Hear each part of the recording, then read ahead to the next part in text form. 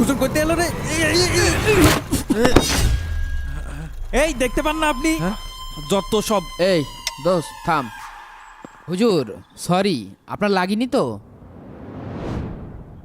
না বাবা, আল্লাহ রক্ষা করেছে। তোমরা এত তাড়াহুড়া করে কোথায় যাচ্ছিলে? আসলে হুজুর, আমার এক বন্ধুর বাসায় দুর্গাপূজার দাওয়াত আছে, ওখানেই যাচ্ছিলাম।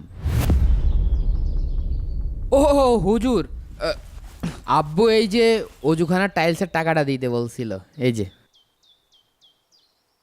আল্লাহ তোমার আব্বুকে উত্তম প্রতিদান দান করুক। তোমরা পূজায় যাচ্ছিলে বললে? জি হুজুর, প্রতি বছরই যাই। কেন? আসলে হুজুর, আমি মনে করি ধর্ম পৃথিবীতে এসেছে মানুষের ভিতরে ভেদাভেদ সৃষ্টি করতে। যদি ধর্ম শান্তি আনতো তাহলে পৃথিবীতে এত আলাদা আলাদা ধর্ম থাকতো না। তোমার কথায় যুক্তি আছে বাবা। আচ্ছা চলো। কোথায়? আপনি যাবেন হুজুর পূজা দেখতে? হ্যাঁ যাব, চলো।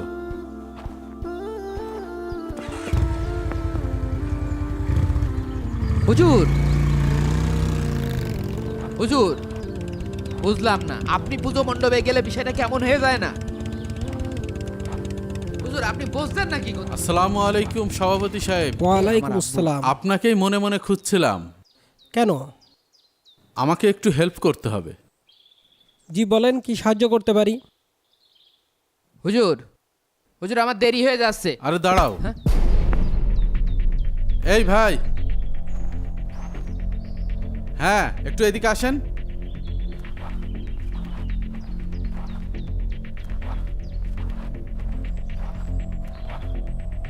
বাবা ফাহিম, তোমাকে একটা অফার দিতে চাই। আমাকে? হ্যাঁ। কি অফার হুজুর?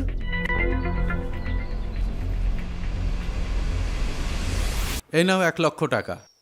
এই টাকা পুরোপুরি তোমার। এটা দিয়ে তুমি যা খুশি করতে পারো। কিন্তু কেন হুজুর? শর্ত শুধু একটাই, তোমার আব্বুর সামনে এই লোকটাকে আব্বু বলে ডাকতে হবে। হুজুর আপনি এটা কি বললেন? আপনি কি পাগল হয়ে গেছেন? আমার বাবার সামনে অন্য আরেকজনকে টাকার জন্য আমি আব্বু বলে ডাকবো? হুজুর কি হয়েছে? আমি তো কিছুই বুঝতে পারছি না।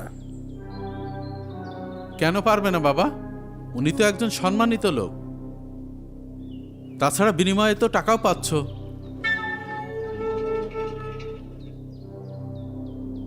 কও কও, আব্বা কও। আমার বাবা এখানে দাঁড়িয়ে রয়েছে। এই 1,00,000 টাকার চেয়ে আমার বাবার সম্মান অনেক বেশি। আমি এই সামান্য টাকার জন্য আমার পরিচয় বিক্রি করতে পারবো না। এই উত্তরটাই তোমার কাছ থেকে আশা করছিলাম। বাবা, তোমাকে সৃষ্টি করেছেন কে? আল্লাহ। তোমাকে খাওয়ান কে, পরান কে, সম্মান দিয়েছেন কে? আল্লাহ। তাহলে তুমি বলো, যে জন্মদাতা বাবার সামান্য অপমান তুমি 1,00,000 টাকার বিনিময়ে সহ্য করতে পারছো না, আর সেই মহান আল্লাহ যিনি তোমাকে অস্তিত্ব দিয়েছেন, সব কিছু দিয়েছেন, তার সাথে যেখানে অংশীদার বানানো হয়, যেখানে তার সমকক্ষ দাঁড় করানো হয়, আর তুমি সেই অনুষ্ঠানে আনন্দ খুঁজতে যাচ্ছিলে? তুমি যেমন টাকার বিনিময়ে অন্যকে বাবা ডাকতে রাজি নাও, কারণ এটা তোমার বাবার প্রতি এক ধরনের বিশ্বাসঘাতকতা, ঠিক তেমনই একজন মুমিনের অন্য কোনো অনুষ্ঠানে যেতে আত্মসম্মানে বাধা দেয়, যেখানে আল্লাহ তাআলার সাথে শিরক করা হয়। আর শিরিক হচ্ছে সবচেয়ে বড় জুলুম, আর সেখানে তুমি আনন্দ করতে যাচ্ছ।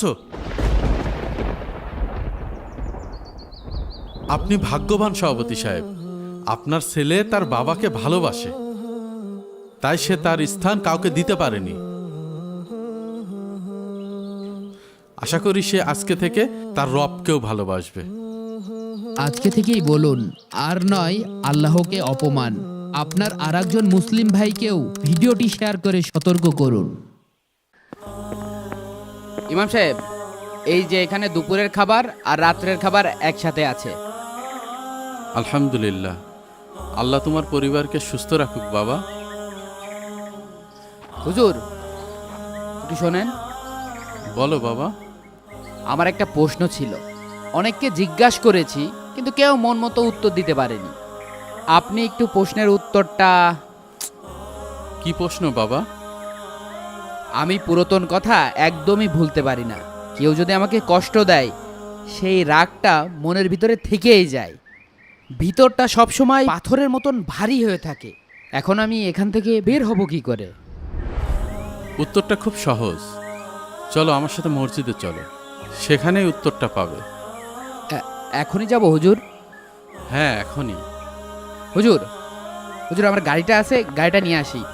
না না, হ্যাঁ? গাড়িতে যাওয়া যাবে না, হেঁটে যেতে হবে।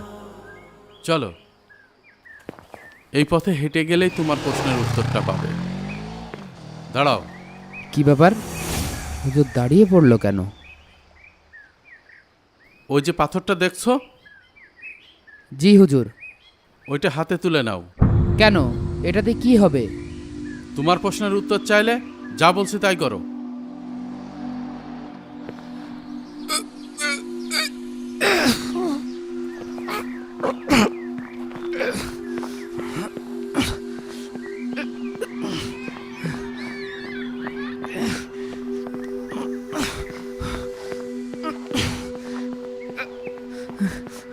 হুজুর, পাথরটা তো অনেক ভারী, পাচ্ছি না। চুপচাপ সাথে আসো। হুজুর, মসজিদ আর কত দূর? ওই সামনের মোড়টা পার হলেই মসজিদ।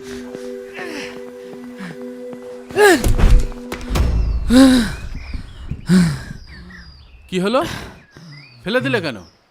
এত ভারী পাথর কি উঁচু করা যায়? আমার 2 হাত অবাস হয়ে গিয়েছে। পাথরটা ভারী, তাই না? তো কি, আপনি শুধু শুধু এই পাথরটা নিয়ে আসতে বললেন? আমি তো তোমাকে একবারও বলিনি পাথরটা নিয়ে আসতে। তুমি তো চাইলে পাথরটা ওখানে রেখে আসতে পারতে। কিন্তু আপনিই তো তুলতে বললেন। হ্যাঁ, তুলতে বলেছিলাম তোমাকে বোঝানোর জন্য। ওই যে পাথরটা দেখছো, জি হুজুর। ওইটা হাতে তুলে নাও। কেন? এটাতে কি হবে? তোমার প্রশ্নের উত্তর চাইলে যা বলছি তাই করো।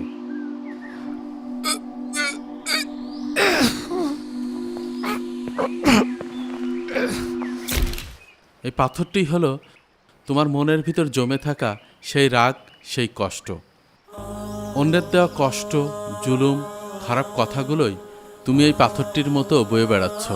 যতক্ষণ বয়ে বেড়াবে, তোমার মন আর জীবন দুইটাই এই পাথরের মতো ভারী হয়ে থাকবে। শান্তিতে চলতেও পারবে না। জীবনে যদি সুখী হতে চাও, মনকে হালকা করতে চাও, তাহলে এই পাথরটির মতো অতীতের কষ্টগুলো ফেলে দিতে হবে। নির্দ্বিধায় অন্যকে মাফ করে দিতে হবে, তাহলেই তুমি জান্নাত পাবে। আশা করি তুমি তোমার প্রশ্নের উত্তর পেয়েছ। শোনো, একবার হযরত মুহাম্মদ সাল্লাল্লাহু সাল্লাম পরপর 3 দিন একজন সাহাবীকে দেখিয়ে বলেছিলেন তিনি একজন জান্নাতি মানুষ। কেন জানো?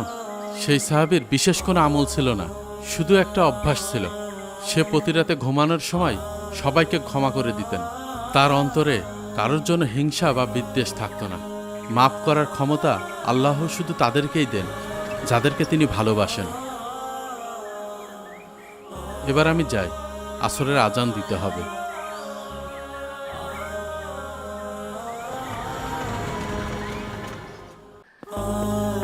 হুজুর, এই যে আপনার রাত্রের খাবার,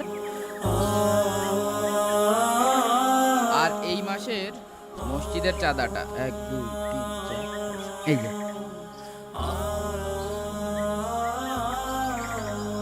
আলহামদুলিল্লাহ, আল্লাহ তোমাদের রিজিকে বারাকা দান করুক বাবা।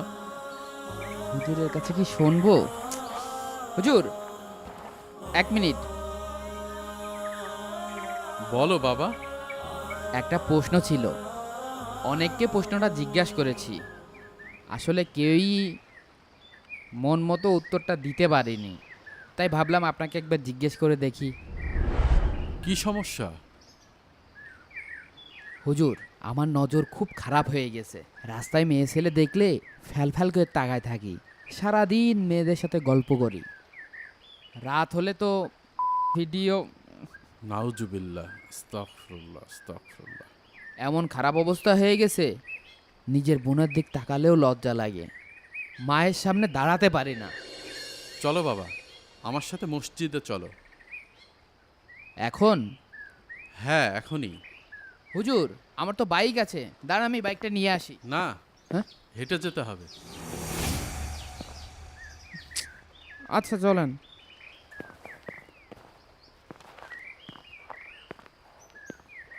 দাঁড়াও, তোমাদের বাসায় গরুর দুধ আছে? গরুর দুধ? জি আছে হুজুর। তাহলে যাও, এক গ্লাস দুধ নিয়ে আসো। হ্যাঁ, কিন্তু আমি তো আপনার কাছে জানতে চাইছি অন্য বিষয়ে। এখানে গরুর দুধ দিয়ে কি করবেন? যদি সত্যিই উত্তর পেতে চাও তাহলে যাও, গিয়ে দুধ নিয়ে আসো। কি মুসিবত, হুজুর গরুর দুধ দিয়ে কি করবে? যাই। সুবহানাল্লাহ, সুবহানাল্লাহ, সুবহানাল্লাহ। হুজুর, এই নিন। আমি তো তোমাকে বললাম এক গ্লাস দুধ আনতে, এটা তো অর্ধেক। ও হুজুর, সরি, আমি এখনই ফুল করে নিয়ে আসছি। ঠিক আছে, যাও।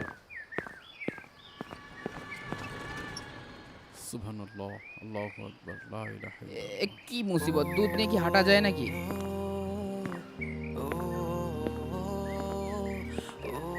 এই যে হুজুর। ভালো, এবার ঠিক আছে।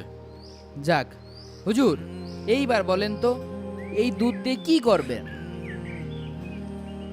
তোমার উত্তর এখানেই আছে বাবা। মানে? চলো, আমার সাথে মসজিদে চলো। তবে মনে রেখো, এক ফোঁটা দুধ যেন এই গ্লাস থেকে নিচে না পড়ে। যদি পড়ে তাহলে তোমার প্রশ্নের উত্তর পাবে না। এই ভরা গিলাস নিয়ে কিভাবে যাব? হ্যাঁ, এই গ্লাস নিয়েই যেতে হবে। পড়িস না।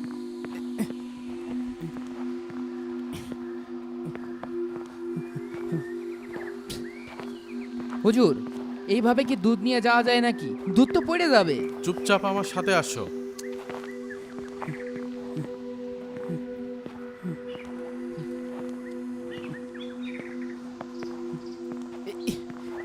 পড়িস না। ওরে আল্লাহ রে, কি মুসিবত! এই হুজুরটা কি করছে আমি তো কিছুই বুঝতে পারছি না। হুজুর, মসজিদ আর কত দূর? এই মোড়টা পার হলেই মসজিদ।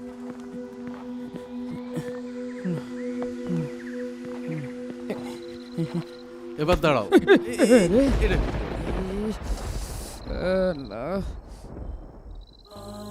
তুমি যে বাসা থেকে মসজিদ পর্যন্ত আমার সাথে আসলে, তোমার পাশ দিয়ে কতজন লোক গিয়েছে তুমি কি খেয়াল করেছো? না হুজুর, আমি তো কিছুই দেখিনি। তোমার পাশ দিয়ে কতজন সুন্দরী, কতজন কিশোরী, তারা শাড়ি পরা ছিল না বোরকা পরা ছিল, তুমি কি খেয়াল করেছো? না হুজুর, কারোর দিকে তো খেয়ালই করিনি, আমি তো দুধের দিকে তাকিয়েছিলাম। খেয়াল করনি কেন? জানি না। কারণ তোমার পুরা মনোযোগ ছিল এই দুধের গ্লাসে, যেন এক ফোঁটা দুধও না পড়ে। এই দুধটাই হলো তোমার চরিত্র, এই গ্লাসটাই হলো তোমার দুনিয়ার আমানত। নামাজ, তাকওয়া, দায়িত্ব, এগুলোই তোমার আসল কাজ। যখন তুমি রাস্তার মেয়েদের দিকে, নষ্ট ছবির দিকে চোখ রাখো, তখন মনে রেখো তোমার গ্লাস থেকে দুধ ঝরে যাচ্ছে, তুমি খালি হয়ে যাচ্ছ। তোমার চোখ যদি দুধের গ্লাসের দিকে তাকানোর মতো সতর্ক থাকে, তখন চারপাশে যতই নগ্নতা থাকুক না কেন তুমি বেঁচে যাবে। নজর বাঁচানো মানে তোমার ঈমান বাঁচানো। রাসূলুল্লাহ সাল্লাল্লাহু আলাইহি ওয়াসাল্লাম বলেন, কিয়ামতের দিন একজন মুমিনের সবচেয়ে ভারী আমল হবে তার উত্তম চরিত্র। পৃথিবীর শ্রেষ্ঠ ধর্ম হচ্ছে ইসলাম, যেখানে নিজের চরিত্র ঠিক রাখলে জান্নাত সহজে পাওয়া যায়। সুবহানাল্লাহ। ভিডিওটি শেয়ার করে রাখুন অথবা সেভ করে রাখুন।